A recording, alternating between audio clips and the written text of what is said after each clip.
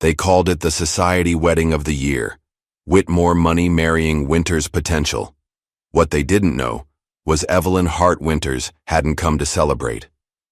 As she adjusted her pearls in the guest suite of the Whitmore estate, the elderly woman touched the hidden ring in her pocket, evidence of a legacy stolen decades ago. Howard Whitmore had built his empire by erasing her husband's medical breakthrough from history, never imagining the quiet black grandmother in the back row owned 39% of his company through shell corporations. Evelyn hadn't spent 40 years building invisible power to watch her grandson marry into the family that destroyed hers. The Whitmores had mastered appearances, but Evelyn had mastered patience. Today, their carefully constructed dynasty would begin to crumble, not with a shout, but with the quiet click of digital evidence finally finding light. Just before we get back to it, I'd love to know where you're watching from today. And if you're enjoying these stories, make sure you're subscribed, because tomorrow's special episode is one you definitely don't want to miss. The Whitmore family estate, sprawled across 30 acres of manicured perfection, its white columns and sprawling gardens visible from the winding driveway, where luxury cars formed an impressive line. From above, the scene resembled a painting. Ladies in flowing designer gowns formed colorful clusters against the emerald lawns, while men in tailored suits congregated near the outdoor bar. News vans lined the perimeter, their satellite dishes tilted skyward, capturing glimpses of what would surely be the society wedding of the year. Among the gleaming Bentleys and Rolls-Royces, a modest Toyota Camry pulled up to the valet stand. The young attendant, busy fawning over a red Ferrari, barely noticed as Julian Winters stepped out, straightening his suit jacket before walking around to help his grandmother from the passenger side. "We made it, Grandma," Julian said, offering his arm with a warm smile. Evelyn Hart Winters emerged with the dignified grace that had defined her for all of her 73 years. Her silver hair was pulled into an elegant chignon, her dark skin still smooth despite her age. She wore a simple navy dress, expensive but understated, with a single string of pearls. "So we have," she replied, her voice calm and measured as she surveyed the estate. Something flickered in her eyes. Recognition, perhaps, or memory, but it vanished quickly behind her composed expression. The valet finally noticed them and rushed over, his smile dimming slightly as he approached. "Welcome to the Whitmore estate," he said, his gaze darting between Julian and the modest car. "Thank you," Julian replied, handing over his keys. He felt the subtle shift in the young man's demeanor, the quick assessment and dismissal. It was something he'd grown accustomed to in the 3 years he'd been dating Celeste Whitmore. As they walked toward the main house, Julian's small family contingent gathered near the entrance. His mother Barbara, his uncle Thomas, and his 17-year-old sister Ava, who was busy adjusting the settings on her phone's camera. "Put that away, Ava," Barbara whispered. "You know how these people feel about social media." Ava rolled her eyes but tucked the phone into her small purse. "These people," she muttered. "You mean my future in-laws?" Julian squeezed his sister's shoulder. "Best behavior today, okay? This means a lot to Celeste." Before Ava could respond, a flurry of activity at the main entrance caught their attention. Celeste Whitmore emerged, her blonde hair shimmering in the sunlight, wearing a white sundress that somehow looked both casual and worth a month's rent. Her face lit up when she spotted Julian. "You're here!" she exclaimed, rushing toward him. She kissed his cheek, then turned to embrace Evelyn. "Mrs. Winters, I'm so glad you made it." "I wouldn't miss my grandson's wedding," Evelyn replied, her smile warm but reserved. "Your home is lovely." "Thank you," Celeste said, though the estate wasn't her achievement. She linked her arm through Julian's. "Come on, I want to show you around before everyone arrives for the welcome brunch." As they walked away, Julian glanced back at his grandmother, who gave him a reassuring nod.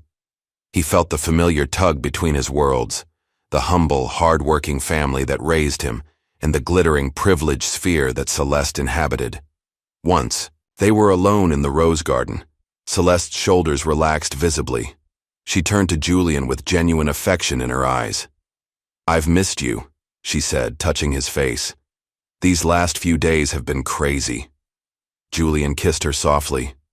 "Nervous?" "Excited," she insisted, though her fingers fidgeted with the hem of her dress, but also stressed. You know how my family can be about everything being perfect. They do have high standards, Julian acknowledged, careful to keep his tone neutral. It's just important to them that everything goes smoothly. The Whitmore name carries certain expectations. Julian nodded, studying her face. I notice my grandmother's room is in the East Wing. That's pretty far from the main events. A shadow crossed Celeste's features, so brief he almost missed it. Mom thought she might appreciate the quiet. It's more private there. She's not staff, Celeste. She's my family. I know that, Celeste said quickly, squeezing his hand. It's just, the arrangements were made weeks ago. I can't change everything. Now, Julian decided not to press the issue. Your father seemed surprised to see her. Celeste shrugged. Dad's been distracted with work. He barely knows who's coming to his own daughter's wedding. She brightened artificially, changing the subject. The brunch is about to start. We should head back.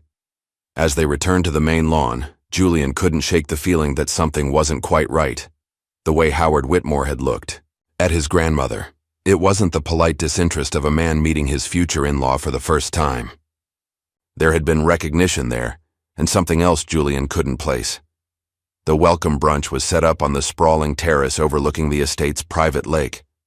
Round tables adorned with fresh flowers accommodated the 100-odd guests who had arrived for the pre-wedding festivities.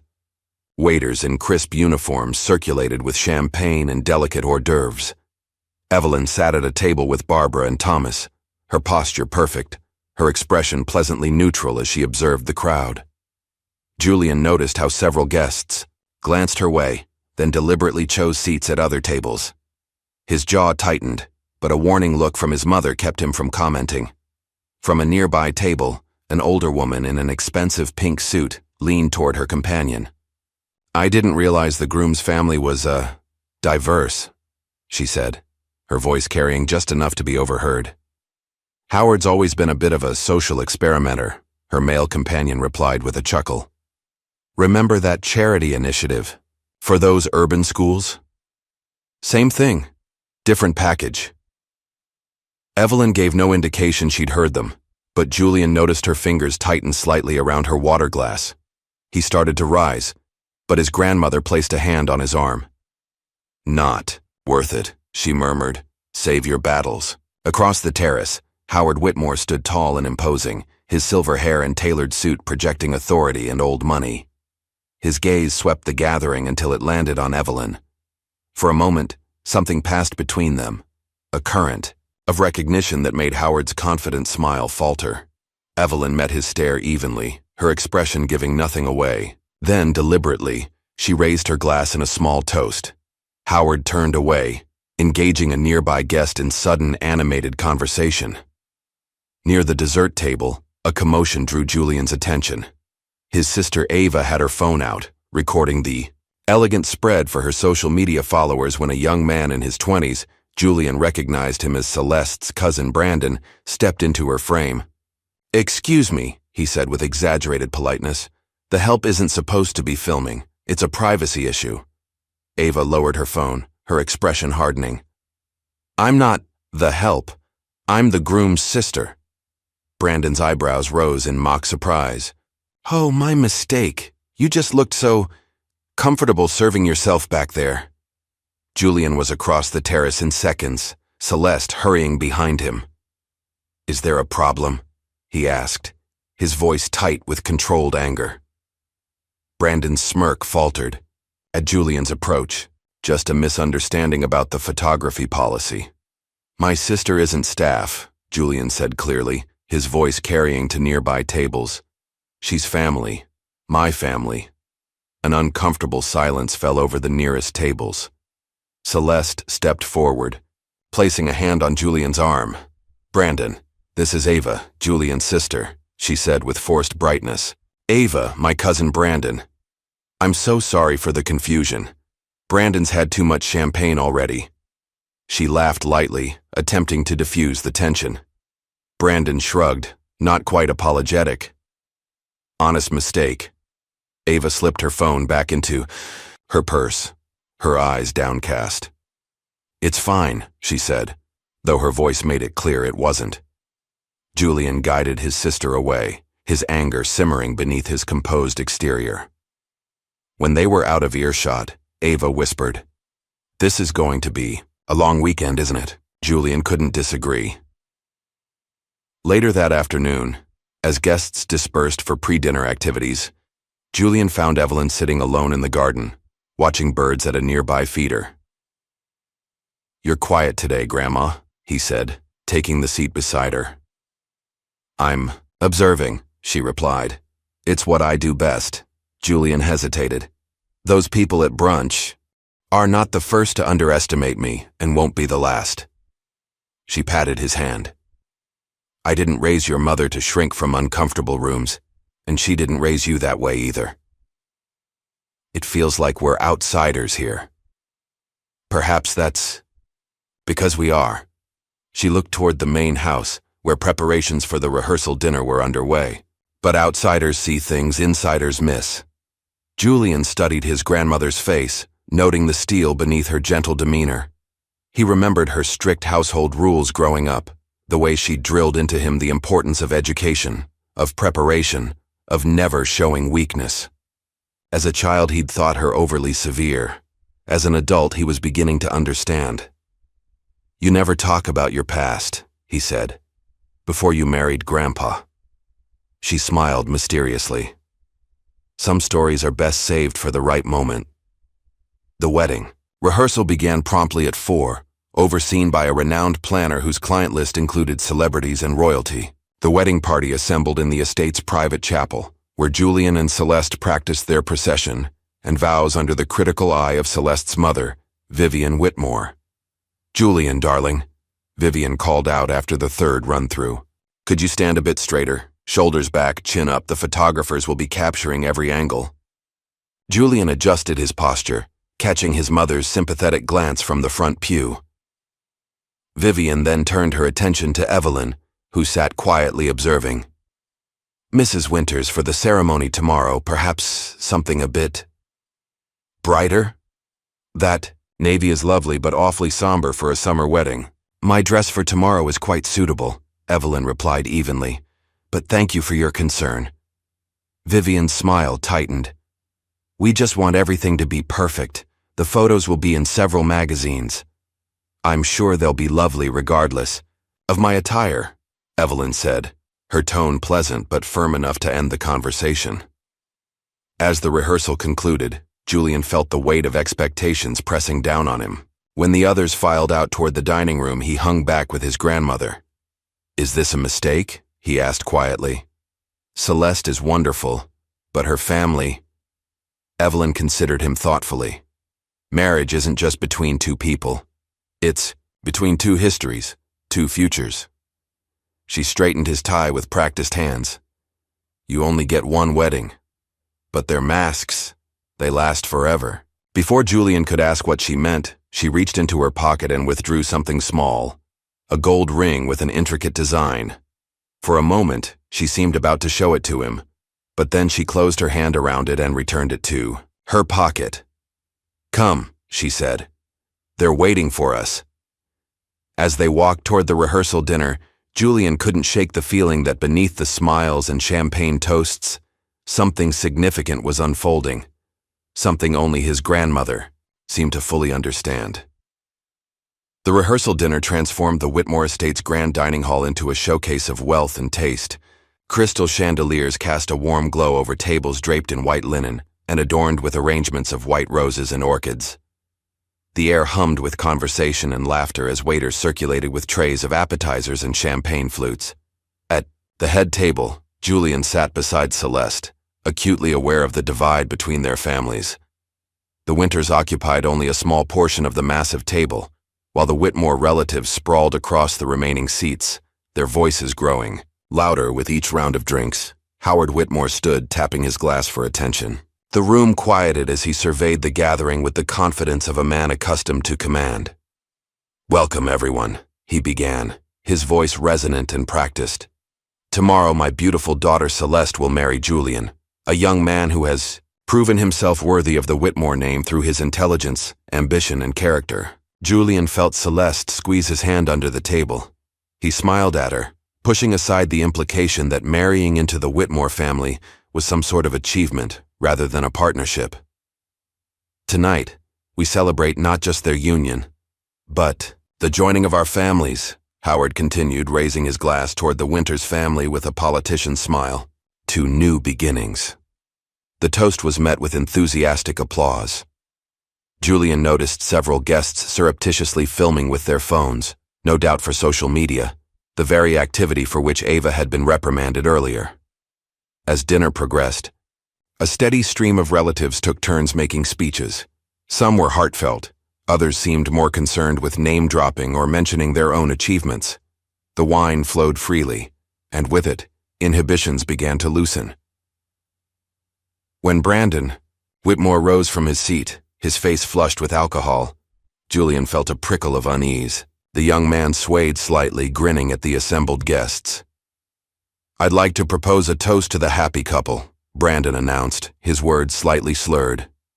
"To my cousin Celeste, who's always had impeccable taste, in fashion, in food, and now in diversity initiatives." A nervous titter ran through the crowd. Julian stiffened. Beside him, Celeste's smile became fixed. "Julian's a great guy," Brandon continued, emboldened by the attention. "Smart, hard-working, clearly didn't inherit those qualities from the Whitmore side." This earned genuine laughter, relaxing the tension momentarily. "And let's not forget, his charming family," Brandon went on, gesturing expansively. "Especially his grandmother, who's brought such cultural enrichment to our gathering." Brandon's grin widened as he caught Evelyn's eye across the table. Then, in what he clearly thought was good humor, he affected a stereotypical accent, nothing like Evelyn's actual refined speech. "Child, don't you worry," he drawled, mimicking what he imagined to be her voice.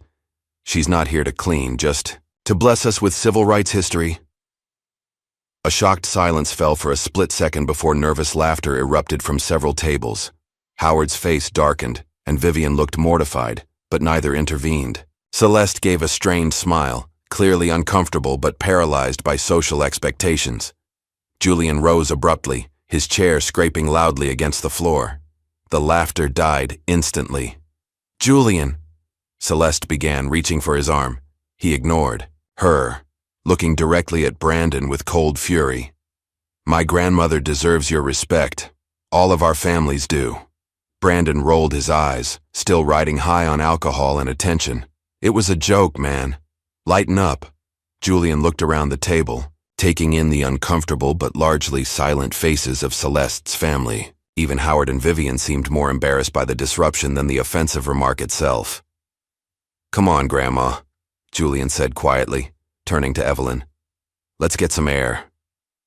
Evelyn rose with dignity, her expression composed despite the humiliation she'd just endured.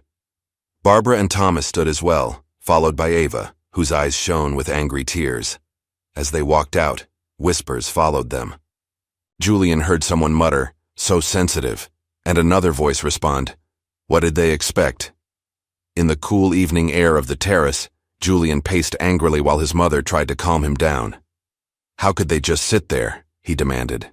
"How could Celeste not say anything?" "Julian," Evelyn said firmly, interrupting his tirade, "this isn't the time or place for an outburst. They disrespected you in front of everyone. I'm supposed to just smile and take it?" Evelyn placed a hand on his arm, her grip surprisingly strong. "Power is patience," she said quietly. "Watch and wait. Reaction gives them control. Strategy gives us options." Julian shook his head in frustration. "Why don't they respect us, Grandma?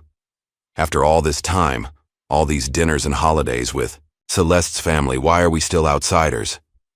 Evelyn's eyes, when they met his, held decades of hard-won wisdom. "Because they never expected us to be in the room," she answered simply. "Our presence challenges the story they tell themselves about who belongs." The glass doors slid open, and Celeste emerged, her face flushed with embarrassment. She approached tentatively, wringing her hands. "Julian, please come back inside," she pleaded. Brandon's drunk. He says stupid things when he drinks. He didn't mean anything by it. Julian stared at her in disbelief. He mocked my grandmother's race in front of everyone and you're defending him? I'm not defending him. It was a terrible joke, but you're making this into a bigger deal than it needs to be. A bigger deal? You mean I'm making this racial? Celeste faltered. That's not what I meant. Yes, it is, Julian said quietly. That's exactly what you meant. It's only a big deal because I'm pointing out what happened instead of laughing it off. Celeste looked around helplessly, as if seeking backup from Julian's family. Finding none, she lowered her voice. My parents have journalists here, Julian. This weekend is important for my father's business connections. More important than basic respect for the family you're marrying into. Through the glass doors, Julian could see Howard Whitmore watching their exchange with a guarded expression. The older man's eyes were fixed not on his daughter or future son-in-law, but on Evelyn, his gaze calculating and wary. Celeste touched Julian's arm beseechingly. Please, Julian. For me. We can talk about this later, in private. Before Julian could respond, the doors opened again, and Vivian emerged, her social smile firmly in place. Everything all right out here? She asked brightly, as if there had been a minor misunderstanding rather than a deeply offensive incident. Just getting some fresh air, Evelyn replied smoothly before Julian could speak. It's a lovely evening. Vivian's relief was palpable. Wonderful. We're about to serve dessert, and then the band will start. The young people usually dance until midnight. As Vivian shepherded Celeste back inside, Howard appeared in the doorway. He hesitated, then approached Evelyn directly, ignoring the rest of the family. Mrs. Winters, he said in a low voice. A word of advice. You're playing with fire. That woman is not what she seems. With that cryptic warning, he returned to the party, leaving Julian staring after him in confusion. What did he mean by that? Julian asked his grandmother once they were alone. Evelyn watched Howard's retreating figure with a hint of amusement. He wasn't talking to me, she said enigmatically. He was talking to himself. Inside, the party continued as if nothing had happened. Brandon had been quietly removed from the room, and the band struck up a cheerful tune. Julian's family chose to retire early, citing fatigue from travel. Later that night, in her room in the East Wing, Ava sat cross-legged on her bed, her face illuminated by the glow of her phone screen. Her fingers flew across the keyboard as she uploaded a video to her social media accounts. Tonight at my brother's rehearsal dinner, she typed, this is how his fiancé's family treated our grandmother, who raised us after our dad died, who put my brother through college, who has more dignity in her little finger than all of these people combined. She hesitated for just a moment before pressing share, watching as the video began to spread, first to her followers and then beyond, gaining traction with each passing minute. The hashtag #FutureWhitmore Wedding Shame appeared beneath the post, a digital match thrown onto dry tinder. In his own room, Julian sat on the edge of his bed, contemplating the events of the evening. A soft knock at the door revealed his Uncle Thomas, his expression troubled. Julian, he said without preamble, we need to talk about Evelyn. What about her? Thomas glanced down the hallway nervously. Has she ever told you who she really is? What she did before she married your grandfather? Julian frowned. She was a teacher, right? Before she started managing Grandpa's business affairs. Thomas shook his head slowly. There's so much more to it. I've tried to get her to tell the family for years, but she always says it's in the past. Tell us what exactly? It's not my place, Thomas replied. But after tonight, maybe it's time you knew. Ask her, Julian. Ask her about the companies, the patents, the board positions.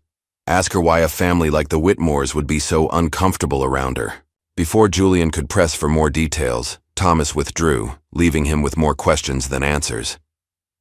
In her own room, Evelyn sat at the antique writing desk, calmly reviewing papers from a leather portfolio. The room was quiet, except for the occasional scratch of her pen. When a discreet knock sounded at her door, she didn't seem surprised. A man in a dark suit entered, his presence suggesting authority rather than service. He handed her a sealed leather folder. It's all there, he said quietly. Financial records, offshore accounts, the original patent applications. Everything you asked for. Evelyn nodded, not opening the folder. And the board? Still unaware of your connection. But there are whispers. Questions about the silent partner. Let them whisper, Evelyn replied, her voice soft but resolute.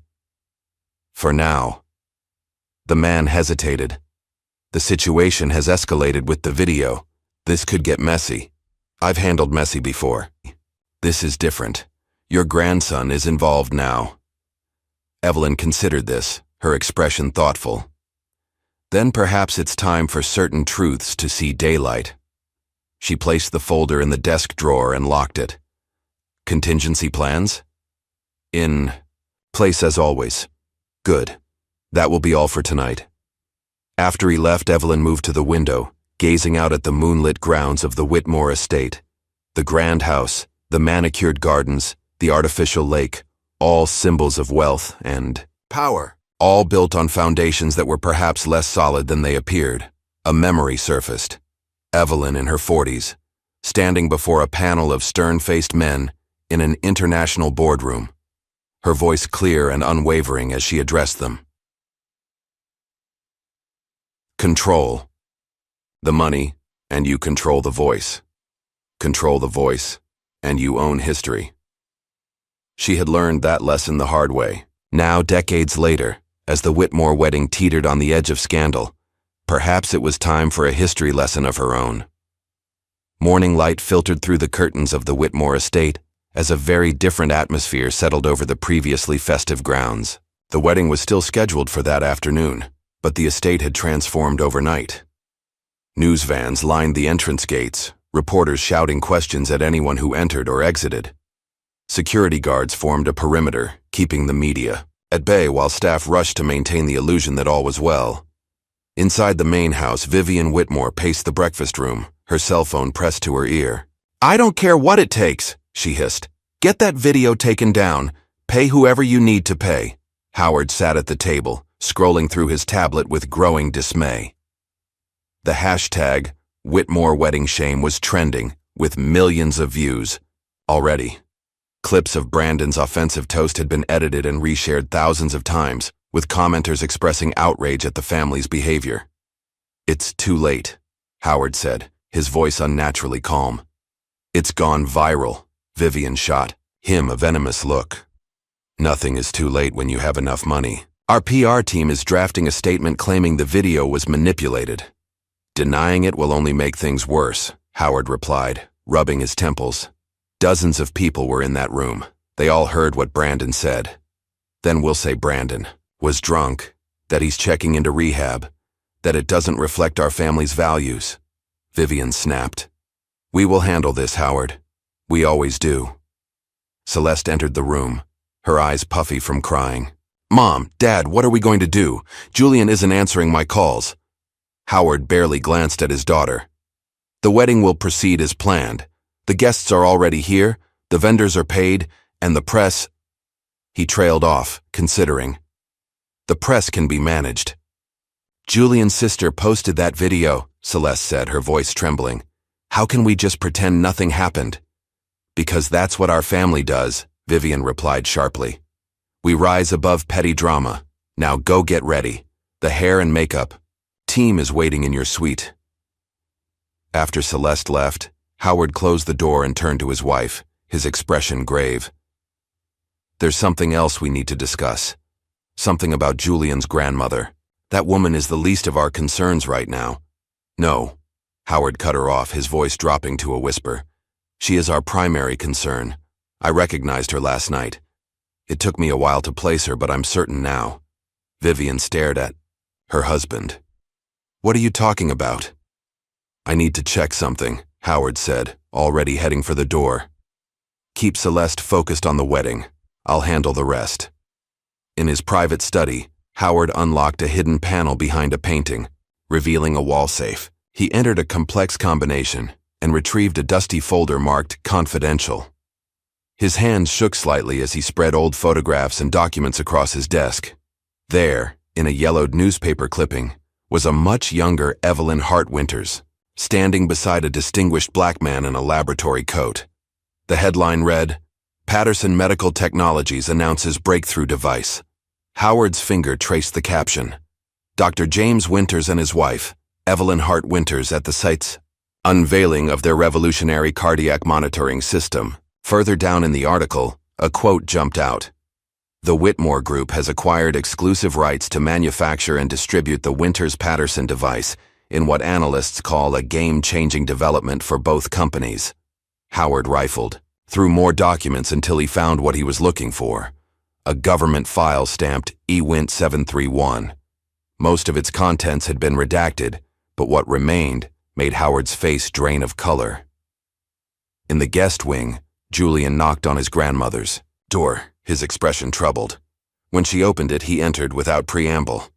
"We should leave," he said. "I can't go through with this wedding, not after last night." Evelyn regarded him calmly. "Running solves nothing, Julian. I didn't raise you to run. Let's finish what we started." "What exactly did we start, Grandma?" Julian asked, studying her face. "Uncle Thomas said I should ask you about your past, about companies and patents." Something flickered in Evelyn's eyes. Caution, perhaps, or calculation. "Thomas always had poor timing," she said with a small smile. "But perhaps he's right. It's time you knew certain things." Before she could continue, Julian's phone buzzed with a text from Celeste. "Please talk to me. I'm so sorry about last night. I love you." Julian silenced the phone. "Why does Howard Whitmore look at you like he's seen a ghost? What history do you have with these people?" Evelyn sat on the edge of the bed, motioning for Julian to join her. "Your grandfather and I created something important once, something that changed medicine forever." Her voice softened with memory. "The Whitmore family. They saw an opportunity. They took what wasn't theirs to take." "What are you saying?" "I'm saying that power rarely changes hands willingly," Evelyn replied. "But sometimes patience is rewarded with justice." Before she could elaborate, Julian's sister Ava burst into the room, her face flushed with excitement. "The video has over 2 million views. People are canceling the Whitmores left and right. Their stock is dropping. It's all over the news," Julian groaned. "Ava, what were you thinking?"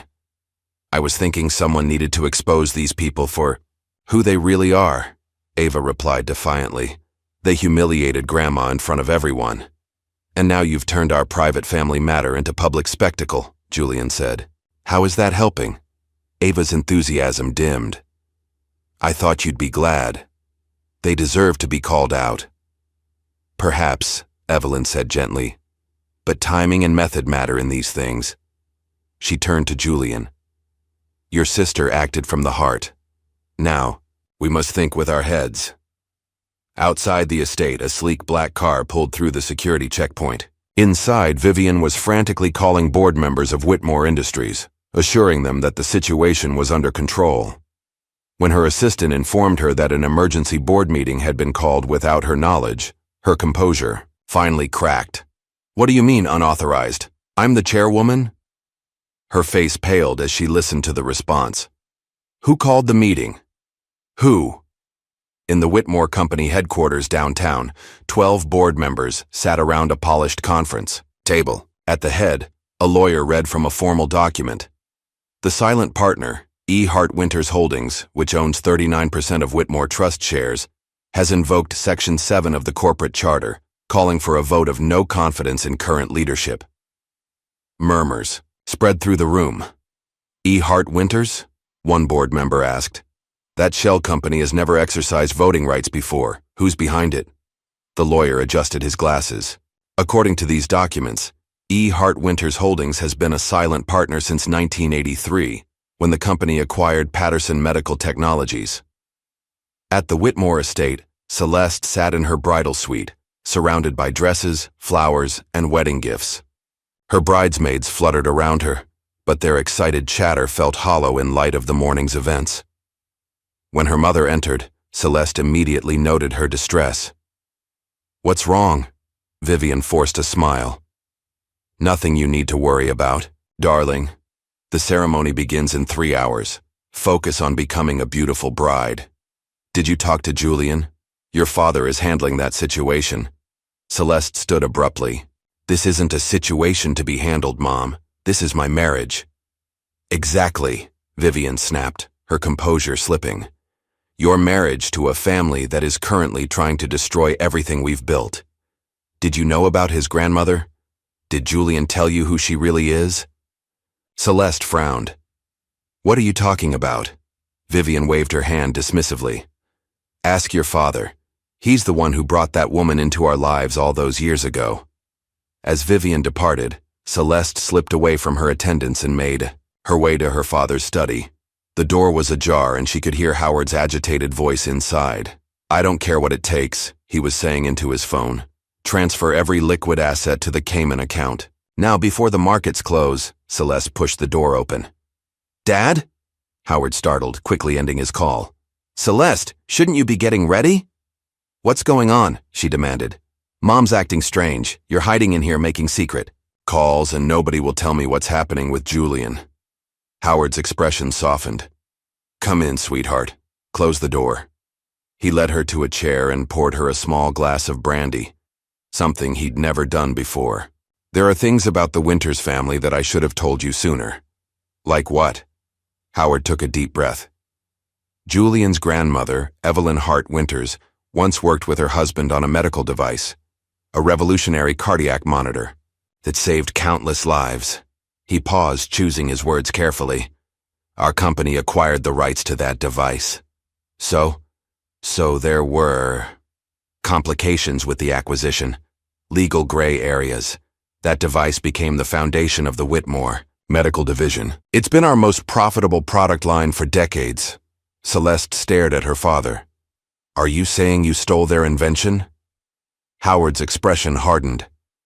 I'm saying business is complicated. Contracts are open to interpretation. The point is, Evelyn Hart Winters has spent decades building a case against our family. And now, through Julian, she's found her way in. That's ridiculous, Celeste exclaimed. Julian loves me. He's not part of some conspiracy. Maybe not knowingly, Howard conceded, but his grandmother is dangerous, Celeste. She built an empire from nothing, working through proxies and shell companies. She owns significant shares in our business through offshore accounts. She's been waiting for the perfect moment to strike. And you think my wedding is that moment? That's insane, Dad. Howard shook his head sadly. The timing is no coincidence. The viral video, the sudden media interest, the emergency board meeting. She's orchestrated all of it. Elsewhere in the estate, Evelyn Hart Winters left her room, alone, walking with purpose toward the small museum that showcased the Whitmore family history. The room was filled with photographs, artifacts, and plaques detailing the family's rise to prominence over generations. She moved slowly from display to display, noting the carefully curated narrative, old money, aristocratic connections, brilliant business acumen. Near the back wall, she paused before a glass case containing early prototypes of medical devices, including the cardiac monitor that had made the family billions. A tour guide approached, smiling professionally. Interested in the Whitmore medical innovations? Very, Evelyn replied, studying the display card that credited Howard Whitmore with spearheading the development of the device. This is a nice lie you've built here. The guide's smile faltered. Excuse me? Nothing, Evelyn said pleasantly, just admiring the creative storytelling. As she left the museum, she checked her watch. The wedding was 2 hours away, but other wheels were already in motion, events set in place decades ago finally coming to fruition. In Julian's room, he opened a small trunk his grandmother had given him that morning. Inside, he found old ledgers, correspondence with banks and political figures, and photographs of his grandfather with various dignitaries. One document particularly caught his attention. A patent application with both his grandparents' names clearly listed as primary inventors, with annotations showing how the patent had been quietly reassigned to Whitmore Industries through a complex series of legal maneuvers. Julian's phone rang, an unknown number. When he answered, a professional voice spoke. Mr. Winters? I'm calling on behalf of certain interested parties. We've received intelligence that Whitmore Industries is attempting to liquidate your grandmother's holdings. They're moving funds offshore as we speak. Julian frowned. What holdings? Who is this? A friend, the voice replied. They don't know. It's her yet. The shell company has maintained anonymity for decades, but they suspect and they're trying to protect themselves. From what? From justice, Mr. Winters. From the reckoning that's been a long time coming. After the call ended, Julian sat heavily on his bed. The documents spread around him like pieces of a puzzle he was only beginning to comprehend. His grandmother had built something important, something that had been taken from her, and now, somehow, his relationship with Celeste had become entangled in a decades-old conflict he hadn't known existed. As the hour of the wedding approached, Evelyn returned to her room to find Howard Whitmore waiting for her. He stood by the window, aged but still imposing, his expression a mixture of anger and fear. I know what you're doing, he said without preamble. Using your own grandson as a pawn in your revenge scheme. Evelyn regarded him coolly. Is that what you tell yourself, Howard? That I'm the villain in this story? You disappeared for 30 years. Why come back now? Why target my daughter? I didn't target anyone, Evelyn replied calmly. Julian met Celeste at university. Their relationship has nothing to do with our past. Howard scoffed. A convenient coincidence. Not everything is a conspiracy, Howard. Sometimes it's just life bringing things full circle. Evelyn moved to her closet, removing the dress she planned to wear to the ceremony. Your real concern isn't my presence here, it's what I know, what I can prove. Howard's jaw tightened. Whatever grievances you think you have, I don't think anything. Evelyn cut him off. I have documentation, proof that you stole my husband's work, proof that you deliberately excluded us from credit and compensation, proof that you threatened and intimidated us when we tried to fight back. That was business, Howard insisted. Nothing personal, Evelyn smiled thinly. Taking credit for another man's life's work isn't personal? Erasing us from history isn't personal? She stepped closer, her voice dropping. You stole more than patents and profits, Howard. You stole legacy. Outside, guests were beginning to arrive for the ceremony. The media presence had doubled, with reporters speculating about the viral video and what it might mean for the prominent Whitmore family. In the bridal suite, Celeste sat alone before the mirror, her wedding dress half-fastened, her mind racing with her father's revelations. When a knock came at the door, she expected her mother or a bridesmaid. Instead, Julian entered, looking somber in his tuxedo. We need to talk, he said. I know, Celeste replied, tears threatening to spill. My father told me about your grandparents' invention, about what our family did. Julian sat beside her, taking her hands in his. Did you know? Before today? Of course not, Celeste insisted. I would have told you. This is awful, Julian. I'm so ashamed. He studied her face, wanting to believe her. There's more to it than just the invention. Your family erased my grandparents from history. They took more than patents. They took credit for years of work. They took recognition. They took legacy. Celeste wiped away a tear. I'm not my parents, Julian. I had nothing to do with any of this. I know, he said softly. But you benefit from it every day. This house, your lifestyle, your family's reputation. It's all built on what they took from my family. What are you saying? Julian took a deep breath. I'm saying we can't pretend this isn't happening. We can't just walk down the aisle and exchange vows while your family is actively trying to hide what they did to mine. Celeste gripped his hands tighter. We can fix this. Together. After the wedding. That's just it, Julian interrupted gently. There's always a reason to wait, to keep the peace, to not rock the boat. Last night at dinner, when your cousin was mocking my grandmother, you smiled. You didn't stand up. You told me I was overreacting. I was caught off guard, Celeste protested. I didn't know what to do. And that's the problem, Julian said sadly. When things get uncomfortable, when true character is tested, You've consistently chosen the path of least resistance. As they sat in painful silence, the wedding planner knocked frantically at the door. Celeste, it's time. Everyone is seated. Julian stood, straightening his jacket. I'll see you out there. As he left, Celeste stared at her reflection, wondering who exactly was looking back at her.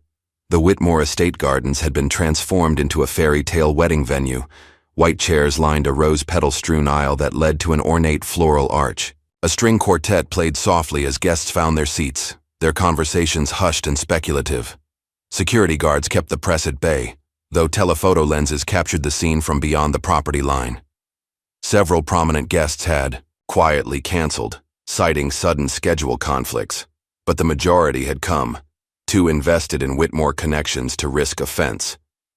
Julian stood at the altar, his groomsmen beside him, his expression unreadable. His family sat in the front row on the groom's side, though Evelyn had been seated several rows back, a slight that hadn't gone unnoticed by the increasingly alert guests. A socialite in the third row leaned toward her companion, gesturing subtly toward Evelyn. They put the groom's grandmother in the back row, she whispered. She doesn't exactly match the decor, does she?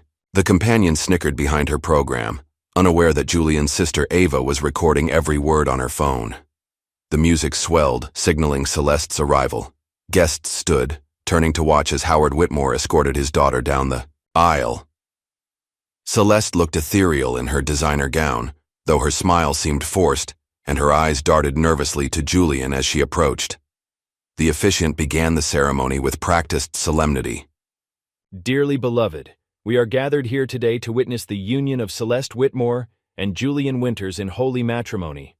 As the ceremony proceeded, Julian's gaze drifted to his grandmother, sitting straight-backed and dignified despite her deliberate placement away from the main family. She met his eyes briefly, her expression one of quiet strength. The officiant asked for the rings, and Julian's young cousin stepped forward with the pillow. Just as the exchange was about to occur, a commotion from the back rows disrupted the moment. Ava had suddenly slumped in her chair, her face pale. "Is there a doctor?" someone called. Evelyn rose immediately, moving to her granddaughter's side while guests murmured and craned their necks to see Celeste's mother, Vivian, seated in the front row, visibly tensed. "Not now," she hissed to her husband. "Not this nonsense." Howard placed a restraining hand on her arm, but not before several nearby guests had heard her callous remark. Julian left his position at the altar, hurrying to his sister. "Ava, what's wrong?" "Just dizzy," Ava murmured, though her eyes communicated something different to her brother. "Sorry to interrupt." Evelyn helped Ava to her feet. "Let's get you some water, dear. Continue with the ceremony." The officiant cleared, his throat awkwardly. "Shall we proceed?" Julian returned to the altar, his expression now troubled. Celeste reached for his hand, but he seemed distracted, his thoughts clearly elsewhere. "The vows," the officiant prompted gently. Celeste went first, her voice trembling slightly as she promised to love, honor, and cherish Julian for all her days. When it was Julian's turn, he hesitated, looking out at the assembled guests. Celeste's family and business associates largely on one side, his small family contingent on the other. "Julian?" the officiant prompted. Julian took a deep breath. "I had vows prepared, beautiful ones, about how Celeste brought light into my life, how her smile could make the darkest day brighter." He paused, his expression hardening. "But I can't stand here and speak of love and honesty while we're surrounded by lies." A shocked murmur rippled through the crowd, Celeste's face drained of color. "Julian, please," she whispered. "I'm sorry, Celeste," he said, his voice carrying across the now silent gathering. "But are we really going to pretend this is love when we're surrounded by poison? When your family mocks mine, then tries to cover it up? When my grandmother is, seated in the back like an afterthought? When the very foundation of your family's wealth was built by stealing from mine?" Howard Whitmore stood abruptly. "That's enough. This is neither the time nor place." "It never is it?" Julian retorted. "There's never a right time to acknowledge the truth. Well, I'm making the time. Right here, right now." Guests began to whisper frantically. Several pulled out phones discreetly recording despite the no photography signs. Evelyn rose from where she'd been attending to Ava. With quiet dignity, she approached Julian. "Come," she said simply, holding out her hand. Julian took it, turning to Celeste one last time. "I do love you," he said softly, "but I can't marry into a family that refuses to acknowledge their wrongs, that values appearance over substance, that would rather perpetuate injustice than face uncomfortable truths." With that, he followed his grandmother down the aisle, past the shocked faces of the guests. Ava quickly joined them, then Barbara and Thomas forming a unified front as they exited the garden. Celeste stood frozen at the altar, humiliation and heartbreak warring on her face.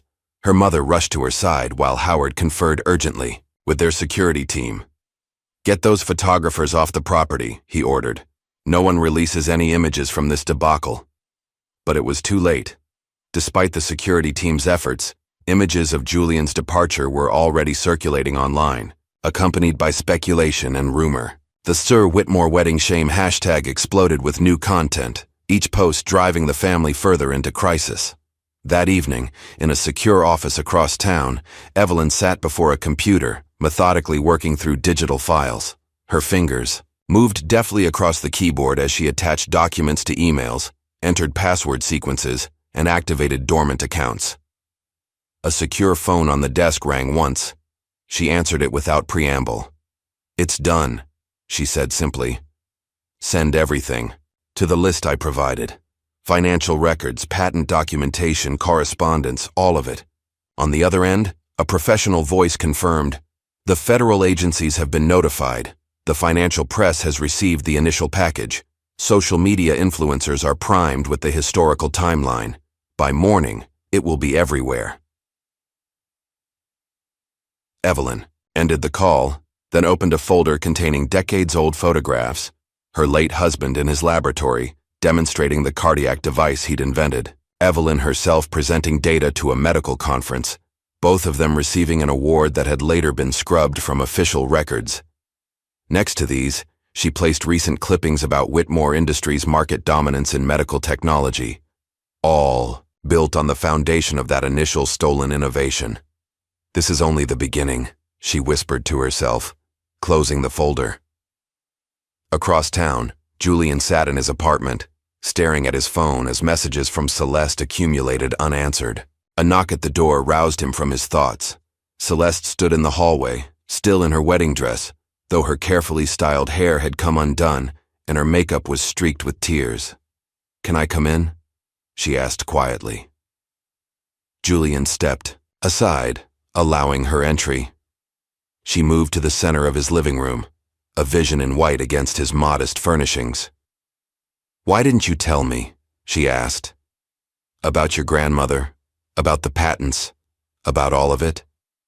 "I didn't know until yesterday," Julian replied. "My grandmother kept her past private even from us. I only learned the truth when your father recognized her." Celeste sank onto his couch, the voluminous dress pooling around her. "I feel like I don't know anything anymore. My whole life has been a fiction." "Not all of it," Julian said gently. "What we had was real." "Then why couldn't you go through with it? We could have fixed things together from the inside." Julian shook his head sadly. "That's what I thought too at first. But then I watched how your family handled Brandon's toast, how they seated my grandmother in the back, how they tried to minimize and cover up rather than acknowledge and apologize." He sat across from her, his expression somber. "Every time there was a choice between doing what was right and doing what was expedient, you chose expediency." "That's not fair," Celeste protested. "I was caught in the middle." "Exactly," Julian agreed. "And you stayed there. You never took a side. You looked away too many times, Celeste." Tears spilled down her cheeks. "So that's it?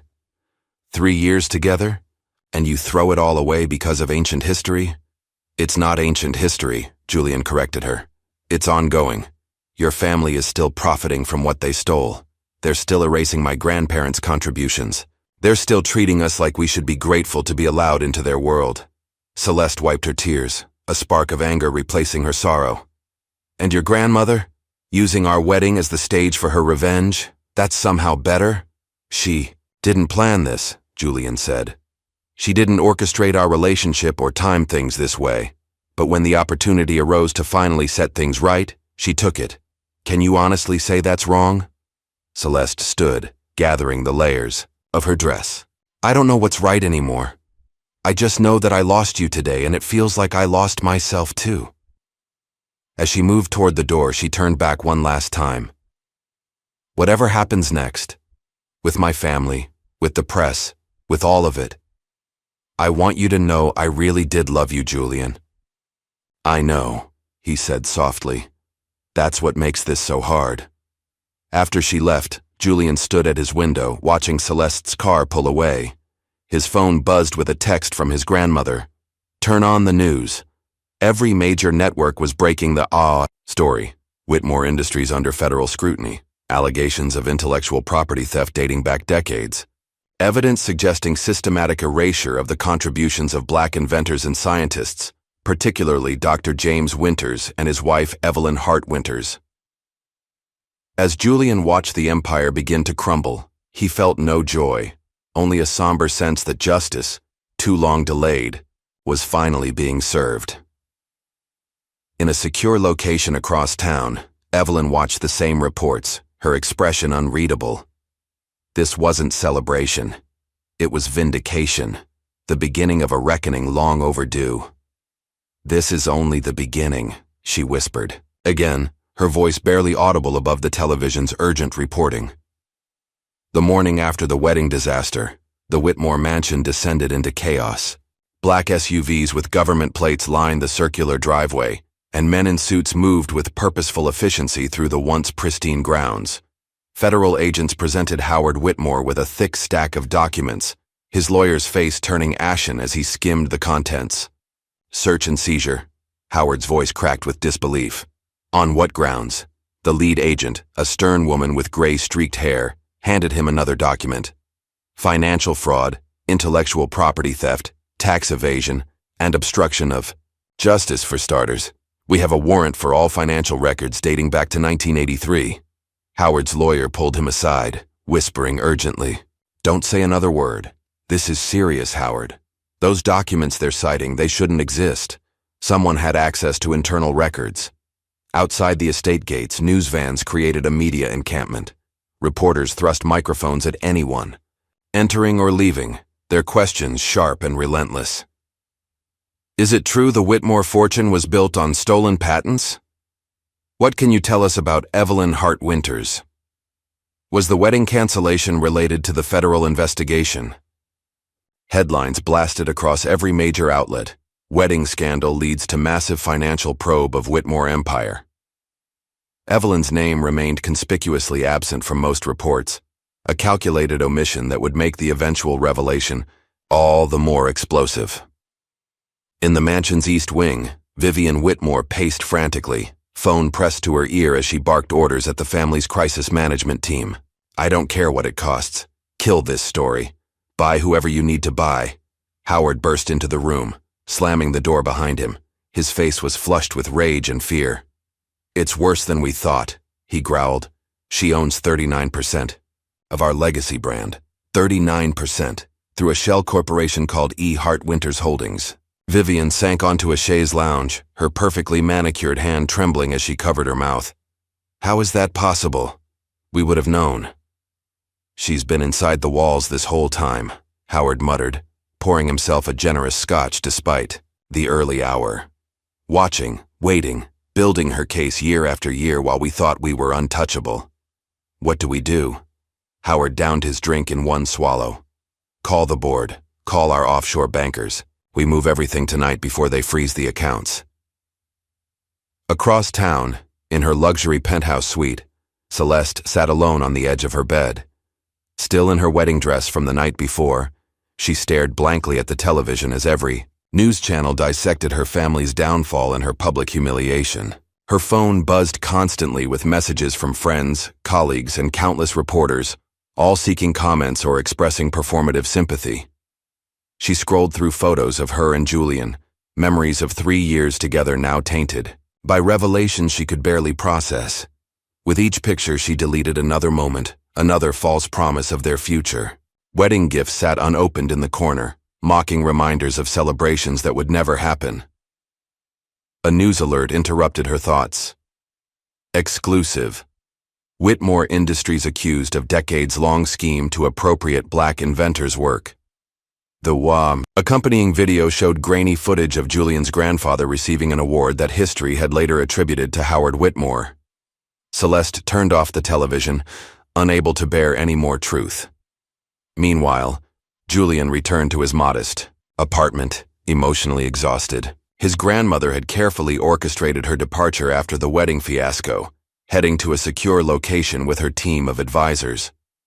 He understood her need for space and security, but part of him resented being left to deal with the aftermath alone. A knock at his door revealed his sister Ava, carrying coffee and bagels. "Thought you might need breakfast," she said, her usual boundless energy subdued. "It's crazy out there. Reporters camped outside Mom's house all night."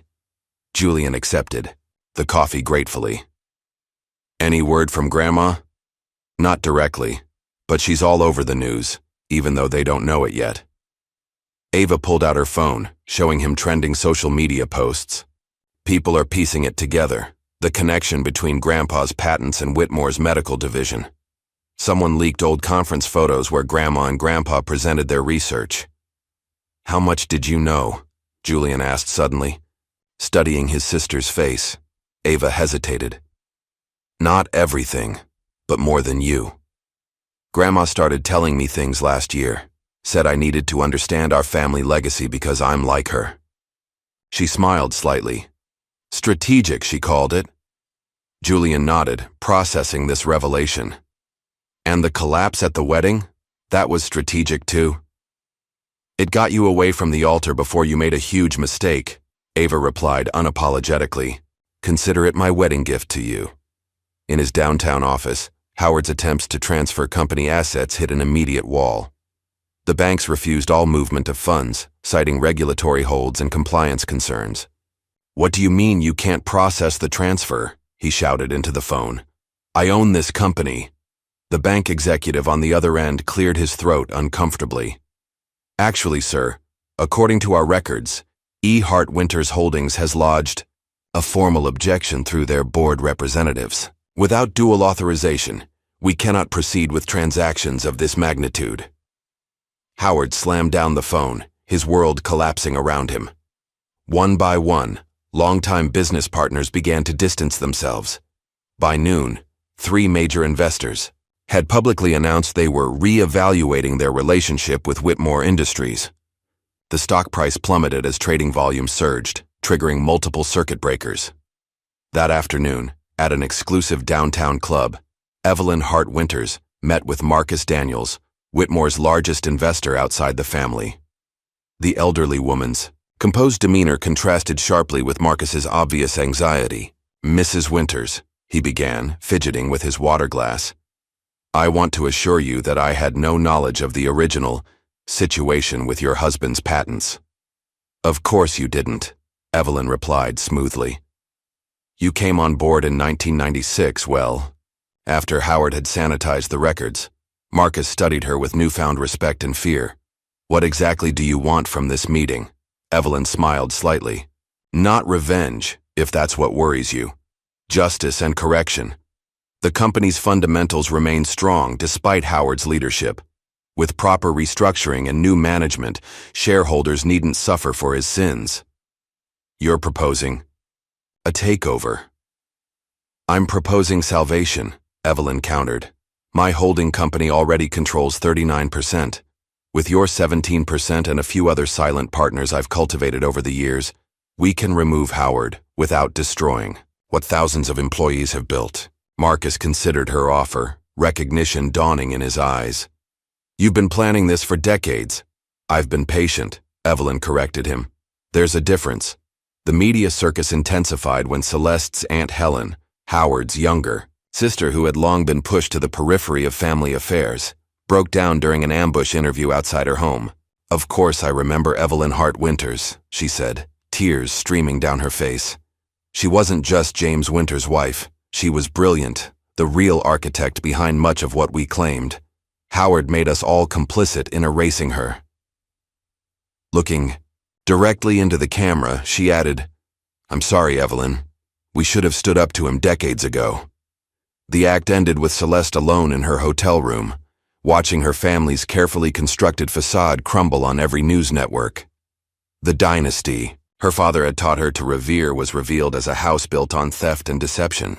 She finally understood the uncomfortable feeling she'd always carried, the sense that their privilege rested on something unseen and unacknowledged. With deliberate movements, she scrolled through her phone to the photos of her and Julian one. Last time before deleting them all, along with their message history, their shared calendar, their future. The Whitmore name, once her greatest asset, now felt like a burden she wasn't sure she could bear. 3 days after the wedding that never was, Julian sat in his apartment, surrounded by journalists' business cards and unanswered messages. His phone rang, his grandmother's private number. "It's time you knew everything," Evelyn said without preamble. "Come to the address I'm sending you, come alone." The location turned out to be a nondescript office building downtown. A security guard escorted Julian to a basement level, where Evelyn waited before a reinforced door with a sophisticated electronic lock. She entered a complex code, then pressed her palm to a scanner. "Welcome to the truth," she said as the heavy door swung open. Julian stepped into what appeared to be a private archive. Climate-controlled glass cases lined the walls, filled with documents, photographs, and technological artifacts. At the center stood a large table with leather portfolios arranged in chronological order. "What is this place?" Julian asked, turning slowly to take it all in. "My insurance policy, my testimony, my life's work." Evelyn moved to the first case, which contained black and white photographs of a young couple in a laboratory setting. "Your grandfather and I met at Howard University in 1962, both of us brilliant, both of us foolish enough to believe that merit would overcome prejudice." She guided Julian through the exhibits chronologically, telling him the story that had been hidden for decades. Through letters, patents, photographs, and news clippings, a picture emerged of two scientific pioneers whose groundbreaking work had been systematically appropriated. "We developed the cardiac monitoring system in our garage," Evelyn explained, showing Julian the original prototype. "James had the medical expertise, but I had the engineering background. Together, we created something revolutionary." Julian examined the device, noting how similar it was to the one still used in hospitals worldwide, the flagship product of Whitmore Medical Technologies. "We needed funding for clinical trials," Evelyn continued. "In those days, banks wouldn't lend to black entrepreneurs, especially not for medical technology, so we approached Whitmore Industries, then just a small manufacturing company. Howard's father offered us a deal. They would finance the trials in exchange for manufacturing rights." She opened a portfolio containing the original contract. "What we didn't realize was that the fine print essentially transferred all intellectual property to them once the product was market-ready. When we objected, they simply froze us out, claimed James was merely a consultant, that the actual innovation came from their R&D team." Julian's anger grew as he moved through the timeline, seeing newspaper clippings where his grandfather's contributions were minimized, then erased entirely. "Why didn't you fight back? Sue them?" Evelyn's laugh held no humor. "With what resources? Against their army of lawyers? In a legal system that still saw us as second-class citizens?" She shook her head. "We tried. For 2 years we fought through proper channels. Then James had his first heart attack from the stress. That's when I changed strategies." She led Julian to another section, this one documenting her transformation. "In my youth, I was denied business licenses because of my race. So I created proxies and offshore trusts. I built a hidden network of investments specifically designed to fly under the radar." Julian examined photographs of Evelyn with powerful figures in finance and politics, always in the background, always watching and learning. While James focused on new inventions, I focused on building power. When banks wouldn't lend to me directly, I found white business partners who would front the applications. When companies wouldn't hire me, I bought shares and influenced them through proxies. "All this time," Julian murmured, "we thought you were just Grandpa's supportive wife." "That was by design," Evelyn replied. "The world wasn't ready to acknowledge a black woman as a strategic power player. My invisibility became my strength. She moved to a section devoted to Whitmore Industries, revealing decades of meticulously gathered evidence, financial irregularities, tax avoidance schemes, discriminatory hiring practices, and the systematic appropriation of innovations from smaller companies. My greatest regret, Evelyn said softly, touching a photograph of her husband in his laboratory, was not fighting publicly when the Whitmores took your grandfather's name off the patent for the cardiac monitor. He died believing his contribution would be forgotten. Julian studied his grandmother's face, seeing the steel beneath her gentle exterior. Why didn't you tell me any of this? All these years, I thought you were just my strict grandmother who wanted me to study hard and stand up straight. Evelyn smiled sadly. If I raised you to believe the world owed you kindness, you would have been broken by now. She took his hands in hers. I raised you to be strong, to be prepared, to understand that justice sometimes requires patience. Did you know? When I started dating Celeste? Did you plan this? Evelyn shook her head. Life has its own poetry. Julian, I didn't orchestrate your relationship. But when I realized who she was, I knew the universe was offering me a chance I'd waited decades for. Not revenge, restoration. Later that afternoon, Evelyn held a private press briefing at a downtown hotel. Journalists from major outlets crowded the small conference room, recording devices capturing every word as she delivered a calm, cutting statement. History doesn't always repeat. Sometimes it just waits. 40 years ago, my husband and I created technology that has saved millions of lives. That technology was taken from us through legal manipulation and racial discrimination. Today, I am not seeking vengeance, but correction, the restoration of truth and credit where it belongs. She outlined her demands: acknowledgement of her husband's contributions, renaming of the cardiac division in his honor, establishment of a foundation to support Black innovators in medicine, and a complete restructuring of Whitmore Industries. Leadership. Celeste watched the briefing live from her hotel room, finally seeing the full extent of the truth. How her family had systematically erased someone who had once saved them from bankruptcy with revolutionary technology. She recognized Evelyn's strategic brilliance, her decades of patient work building leverage, while the Whitmores grew complacent in their stolen success. That evening, a hastily organized charity gala honored Evelyn for her lifetime contributions to medical technology. Former business rivals now praised her foresight and determination. A senator who had long been aligned with the Whitmores approached her discreetly. You outplayed us all, he admitted quietly. Howard never saw it coming. Howard saw only what he wanted to see, Evelyn replied. A world where people like me remained invisible. At the Whitmore estate, now half empty as federal agents continued their investigation, Vivian found her husband in his study, surrounded by empty bottles and shredded documents. The board voted, she said flatly. You're out. Effective immediately. Howard barely reacted, his arrogance finally broken by reality. She took everything. No, Vivian corrected him coldly. She reclaimed what was hers. Later that night, Vivian appeared at Evelyn's hotel suite, her designer outfit incongruous with her desperate expression. Please, she begged, all pretense of superiority gone. My children, my grandchildren, they don't deserve to lose everything because of Howard's actions. Show mercy. Evelyn regarded her calmly. Mercy? Like the mercy you showed when you seated me in the back row at my grandson's wedding? Like the mercy you showed when you laughed at your nephew's racist jokes? That was different. No, Evelyn cut her off. It was the same. You used your daughter's wedding as a PR move, a social climbing exercise. Now you reap what that sowed. She opened the door, signaling the end of their conversation. Justice doesn't ask permission, Vivian. Neither does consequence. After Vivian left, Evelyn returned to her temporary home, a comfortable but modest apartment she'd maintained for years under a different name. There, she opened a wall safe and removed a portrait of her late husband, James Winters, beaming proudly in his laboratory coat. She placed it on her mantel, next to a recent photograph of herself with Julian. "It's done, James," she whispered to the image. "They finally know your name." The next morning, Julian visited Evelyn before she conducted another round of interviews. He found her calmly drinking tea, reviewing documents with her legal team.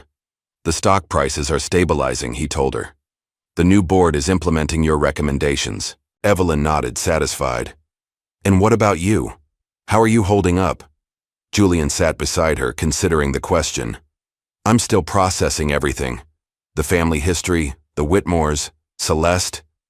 He trailed off, his pain still evident. "Do you regret walking away?" "No," he said firmly. "I regret not seeing the truth sooner, but I don't regret my decision." A marriage built on such an uneven foundation couldn't have lasted. Evelyn studied him proudly.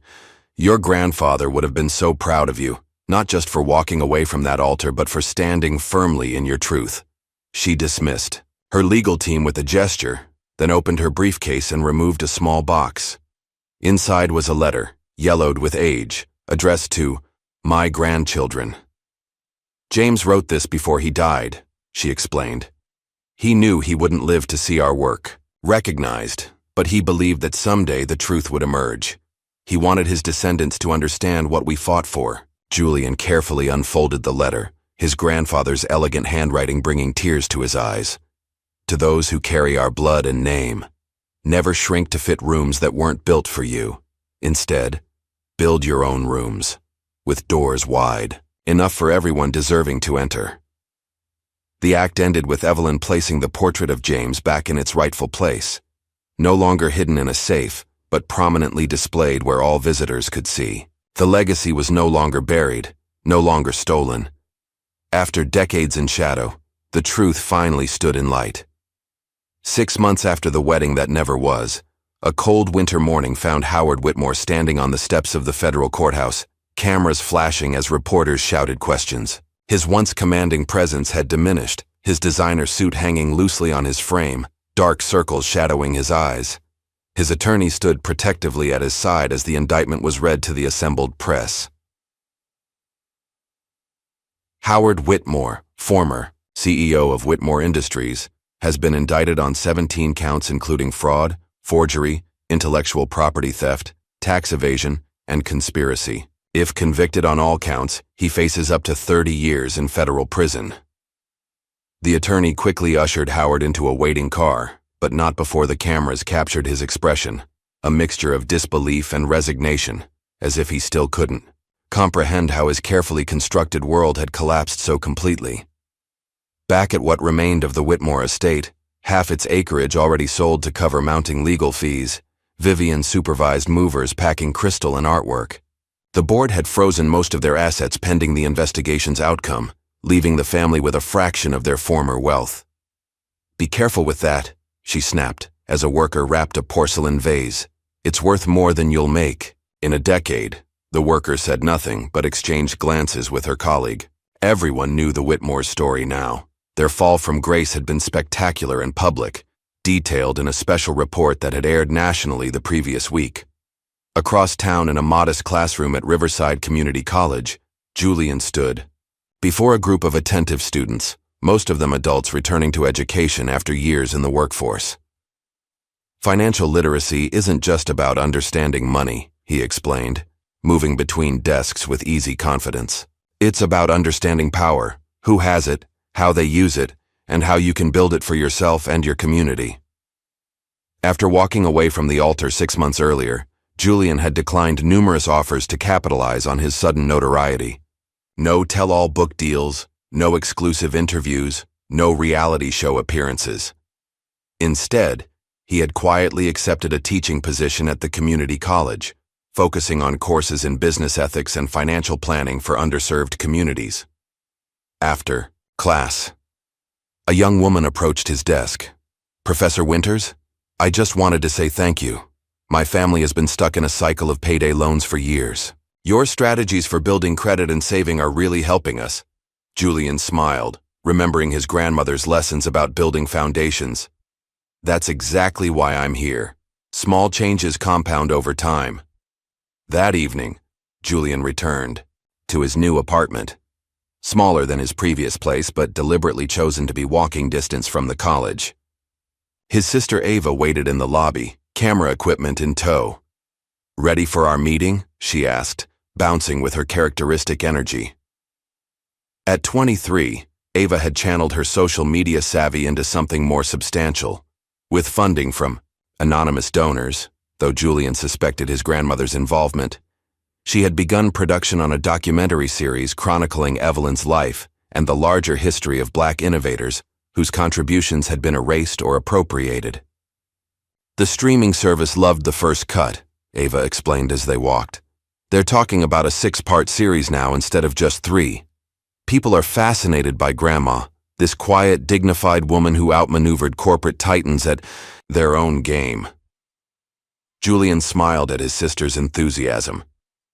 "How is she handling the attention?" "You know, Grandma, giving them just enough to keep them interested, but keeping the real depth for family." Ava adjusted her camera bag. "She wants you to have this, by the way." She handed Julian a small wooden box. Inside was a handwritten letter on Evelyn's distinctive stationery, addressed to my grandchildren's children. "She wrote it years ago," Ava explained. "A letter to future generations, warning them to never shrink to fit rooms that weren't built for them." Julian traced the elegant handwriting with his finger. "She always played the long game, didn't she? Thinking generations ahead while we were worried about next week. That's why she won," Ava replied simply. Across town, the prestigious event planning firm that had orchestrated what should have been the society wedding of the year filed a lawsuit against the Whitmore family. The complaint cited breach of contract, defamation, and damages to their reputation resulting from the viral scandal. "Our client's business has suffered substantially from association with the Whitmore name," their attorney told reporters. "High-profile clients have canceled contracts, worth millions. The damage is ongoing and significant." This new legal challenge added to the growing circus surrounding the Whitmore downfall. Tabloids tracked their every move, documentaries dissected their rise and fall, and late-night comedians found endless material in their disgrace. In Switzerland, Vivian's sister escaped the media frenzy by fleeing the country, ostensibly for health treatments, but actually to avoid potential subpoenas in her brother-in-law's case. Other extended family members publicly distanced themselves, claiming they had always had concerns about Howard's business practices. Celeste Whitmore, however, made a different choice. While her mother urged her to join relatives in Europe, until the scandal died down, she chose to stay in the city, moving from her luxury penthouse to a modest one-bedroom apartment. On a bright spring morning, Julian was surprised to receive a text from an unknown number. "I'm back in town. Could we talk? No pressure. Just closure. Celeste." They met at a quiet cafe far from their usual haunts. Julian arrived first, choosing a corner table away from windows. When Celeste entered, he almost didn't recognize her. Gone were the designer, clothes, and perfect blowout. Instead, she wore simple jeans and a sweater, her hair pulled back in a ponytail. "Thank you for meeting me," she said, sliding into the seat across from him. "I know you probably had 100 reasons to decline." Julian studied her face, thinner now, with a new kind of awareness in her eyes. "You look different." "I am different," she acknowledged. "Everything's different now." They ordered coffee, falling into an awkward silence until Celeste finally spoke. "I'm not here to try to win you back or apologize for my family. I just wanted you to know that I understand now." She clutched her mug tightly. "I've been volunteering at a youth center in my neighborhood. Last week, a 13-year-old girl told me about her science project, an incredible innovation for water filtration, and how her teacher gave credit to her lab partner instead." Julian nodded, understanding the parallel. "For the first time, I truly understood what your grandparents went through," Celeste continued. "Not just intellectually, but emotionally. The injustice of having your work, your ideas, your contributions simply erased. It changes people," Julian said quietly. "Living with that kind of erasure." Celeste met his eyes. "I want you to know I've cut ties with most of my family's money. I'm working at a women's shelter now, using my background in event planning to help with their fundraisers. That's good, Celeste. I'm glad you found something meaningful.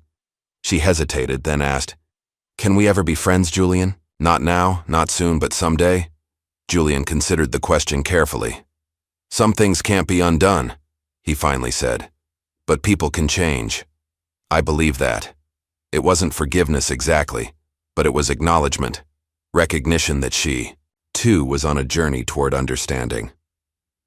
That evening, Julian received an unexpected package. Inside was a small black velvet box containing the engagement ring he had given Celeste, along with a note. This belongs with you now. I hope it finds a worthy hand someday. The gesture brought unexpected tears, not for what might have been, but for the growth they had both experienced through loss.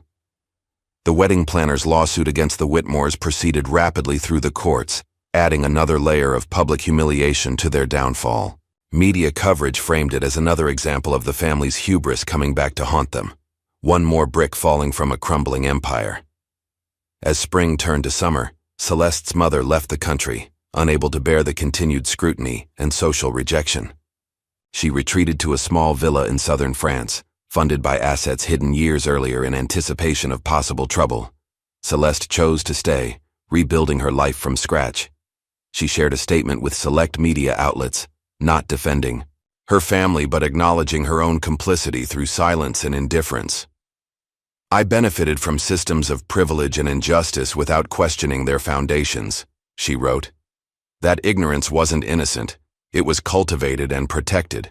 I am committed to spending my life dismantling what my family helped build.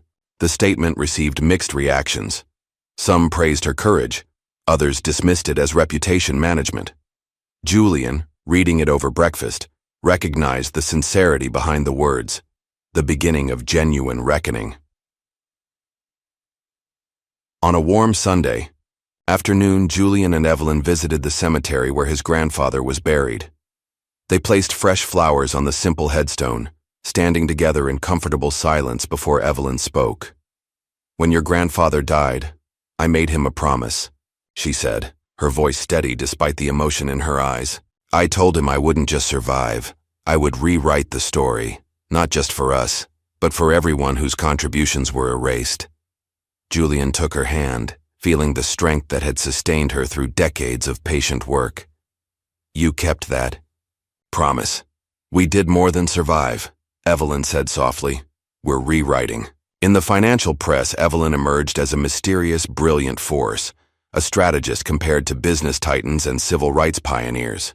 She neither confirmed nor denied any titles, allowing her actions to speak louder than words. Behind the scenes, she worked with a team of lawyers and financial experts to establish a reparations initiative funded by recovered assets from Whitmore Industries. The fund wasn't established under her name, but under her late husband's, James Winters' Innovation Fund, restoring what was once stolen and ensuring that his legacy would benefit future generations of inventors from marginalized communities. As Julian watched his grandmother navigate her newfound public recognition with characteristic grace, he realized that her victory wasn't about revenge or even vindication. It was about restoration, of truth, of honor, of names that had been deliberately erased from history. The act ended with the first disbursement from the James Winters Innovation Fund, supporting a young black woman whose medical technology research echoed the brilliant work James and Evelyn had begun decades earlier. When asked by reporters about the significance of the grant, Evelyn simply said, "The circle completes itself, but the work continues." 5 years later, a new gala was held at the Metropolitan Museum of Art. The crowd was distinguished but diverse. Academics, inventors, philanthropists, and community leaders gathered to celebrate the launch of an inner-city educational initiative called the Winters Foundation. Julian, now the foundation's director, stood at the podium in a well-tailored suit, his confident presence drawing the room's attention. Education isn't just about information, he told the audience. It's about transformation, about giving young people the tools to build futures that aren't limited by other people's perceptions or prejudices. In the front row, Evelyn sat quietly, her silver hair elegantly styled, her face showing pride but not triumph, as she watched her grandson continue the work she had begun. At 78, she had gradually stepped back from public life, entrusting the family's various initiatives to Julian and Ava, while maintaining strategic oversight from behind the scenes. After the speeches, as guests mingled and networked, a distinguished film director approached Evelyn. "Mrs. Winters, I just wanted to tell you how much your granddaughter's documentary affected me. It's changed how we discuss innovation and credit in my industry." Evelyn smiled graciously. Ava has her grandfather's vision and her own unique voice, a powerful combination. Across the room, Ava, now 28 and respected in documentary filmmaking, accepted an award for her series, Erased: The Untold Stories of Black Innovation in America. The project had begun with her grandmother's story, but expanded to include dozens of similar cases across scientific and creative fields. In her acceptance speech, she acknowledged the journey that had begun with a viral video at a disastrous wedding. "My grandmother taught me that legacy isn't what you leave behind," she said, her voice strong and clear. "It's what you force into the light." Julian declined increasingly prominent offers to join national political campaigns or take corporate board positions, choosing instead to focus on direct community impact through the foundation's work. "The spotlight changes nothing," he explained to a persistent recruiter. "The work matters more. The daily, unglamorous effort of creating opportunity where it's been systematically denied." His words echoed his grandmother's philosophy: substance, overshow, strategic patience over quick victories. The Whitmore name had faded from public consciousness. After Howard's conviction and imprisonment for financial crimes, the family corporations were either absorbed by competitors or dissolved entirely. The family retreated into obscurity, their social connections evaporating along with their wealth and influence. Only Celeste maintained a presence in the city, continuing her work with women's shelters and gradually building a reputation based on genuine commitment rather than family connections. She and Julian occasionally crossed paths at nonprofit events, their interactions cordial if somewhat reserved. The hurt had healed into something quieter, mutual respect for the different paths they had chosen. On a crisp fall morning, Evelyn received a formal letter from the White House inviting her to accept the Presidential Medal of Freedom for her contributions to medical innovation and business ethics. "A great honor," said her assistant, already planning logistics. Evelyn considered the embossed invitation thoughtfully before setting it aside. "Tell them I'm grateful but must decline. Suggest instead they recognize the collective contributions of the innovators highlighted in Ava's documentary." "But Mrs. Winters, this is the nation's highest civilian honor." Evelyn smiled enigmatically. "Let them come find me when the truth matters more than the optics." Instead of accepting national accolades, Evelyn attended the opening of a small but significant exhibit at the National Museum of African American History.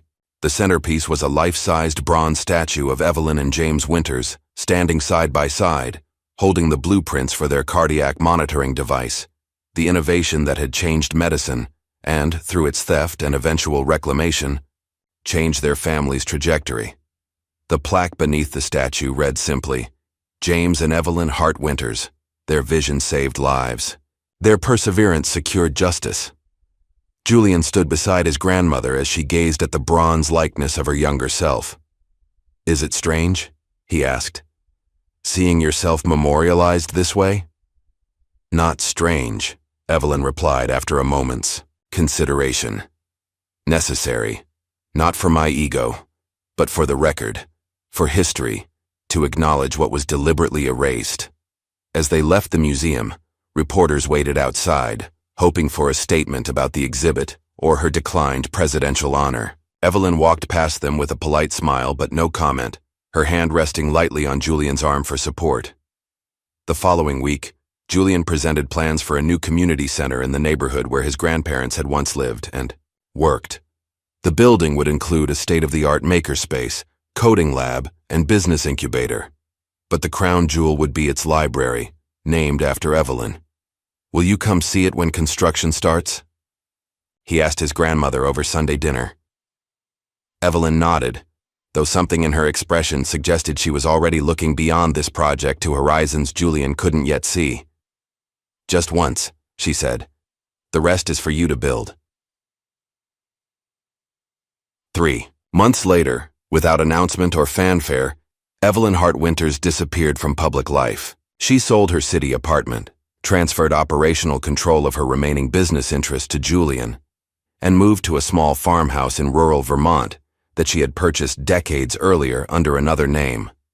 There, surrounded by fields and forests rather than boardrooms and cameras, she planted a garden, read voraciously, and corresponded with a small circle of trusted associates. Her strategic mind remained sharp, her influence still felt in decisions made by the foundations and initiatives she had established, but her direct presence faded like a deliberate watermark, visible only when you knew exactly where to look. 1 spring morning. A young girl from a neighboring farm spotted Evelyn tending to her sunflowers. Curious, she approached the fence.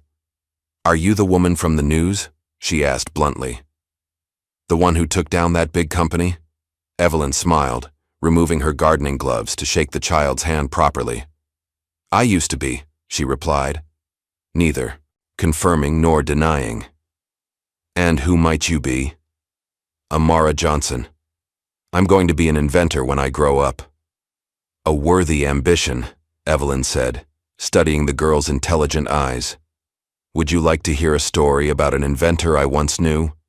As Evelyn shared a simplified version of her husband's work, carefully omitting the painful parts of their journey, she recognized in the child's attentive gaze the same hunger for knowledge, the same determination that had characterized her own youth. When Amara left, promising to return the following day for more stories, Evelyn returned to her gardening with renewed purpose. The seeds she had planted, both literal and figurative, would continue to grow long after she was gone. The story closed as she watched the sun rise over her field of sunflowers. Their faces turned eastward toward the light. Her legacy secured, not in buildings or bank accounts, but in the changed landscape of possibility for those who would come after her. Her family safe. Her silence finally broken. Her truth finally known. In the distance, Julian's car appeared on the rural road, coming. To visit? To share news of the Foundation's latest success, to continue learning from the woman who had taught him that justice, like all worthwhile things, required both vision and patience. As she raised her hand in greeting, Evelyn's expression held, not triumph but contentment, the quiet satisfaction of a strategist whose long game had finally perfectly played out. Was justice served? Or was it revenge? And how long would you wait to reclaim what was rightfully yours? If this story of patience, power, and long overdue reckoning captivated you, hit that like button and subscribe for more tales of justice served cold.